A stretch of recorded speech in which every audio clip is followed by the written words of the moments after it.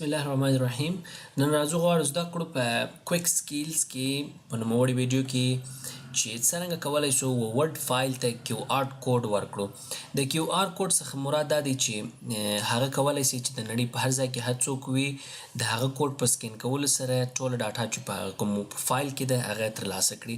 ځینې وخت موږ کولی شو یو فایل یو چاته واستو د انټرنیټ له لارې او هغه چاپ کړي، بیا هغه کوډ هم پر موجود وي.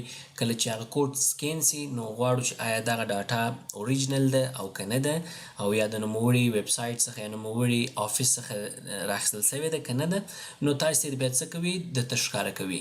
نو د دې کار د ترسره کولو لپاره به تاسې اول په انټرنیټ سفاره خلاصوئ. په دې کې به تاسې ګوګل ډرایو ډاټ کم ویب سایټ ته ځئ چې ستاسې د ګوګل آنلاین سټوریج ډاټا دلته ده. د دې پر خلاصولو سره هر ورډ فایل چې فرضاً تاسو غواړئ د هغه لپاره کیو آر کوډ جوړ شي، نو هغه فایل تاسو څه کوئ دلته اپلوډ کوئ. د نمونې په شکل موږ یو فایل لرو. زه غواړم چې دغه ریکمنډیشن لیټر چې ما جوړ کړی دی د دې دپاره چې زه د نور جینین کم او اوریجنل سي، زه غواړم دې ته کیو آر کوډ جوړ کړم چې بیا په نوره نړۍ کې هر څوک وکولی سي لاسرسی ورته ولري او سکین یې کړي.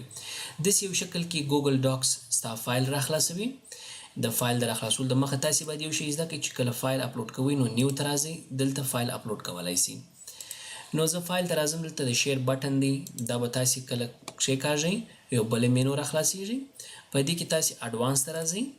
اډوانس ته چې رالئ فرضاً غواړئ چې هر یو کولی سي دا لاسرسی ورته ولري، ټوله پبلیک یا سپیسیفیک خلک او یا کوم چې دا لینک ته لاسرسی لري. زه هم ټوله دې وکړي سیو کوم یې. نوموړی لینک دلته راځي، تاسې به هغه کنټرول سی او یا له دې لارې څخه کافي کړئ، اوکې وهئ. بل سفر خلاصوي، په هغه کې goo.gl لیکئ. تاسې دا د دې دپاره لیکل کېږي چې کوم هغه اوږد لیکه چې ده هغه څه کړي کوچنی کړي راته.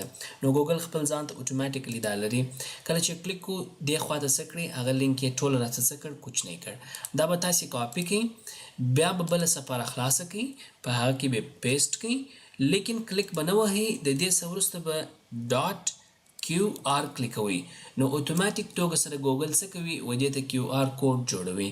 دا به تاسې راواخلئ، سیو یې کړئ دلته چې هر ځای تاسې وغواړئ. فرضاً سیو شو په ډیسکټاپ باندې. اوس چې تاسې همدغه فایل دی، دې فایل ته تاسې څه کولی شئ اتوماتیک توګه سره هغه وراچولی شئ. دارې سیم تاسې څه کوئ وراچوئ، دلته راځئ تاسې هغه فایل ډاونلوډوئ. دا دلته څه کړو دا راغلی، یعنی دا تاسې په هر محیط په هر جهت کې چې تاسې غواړئ انتقالولی سي. غواړم فرضاً لاندې راولم.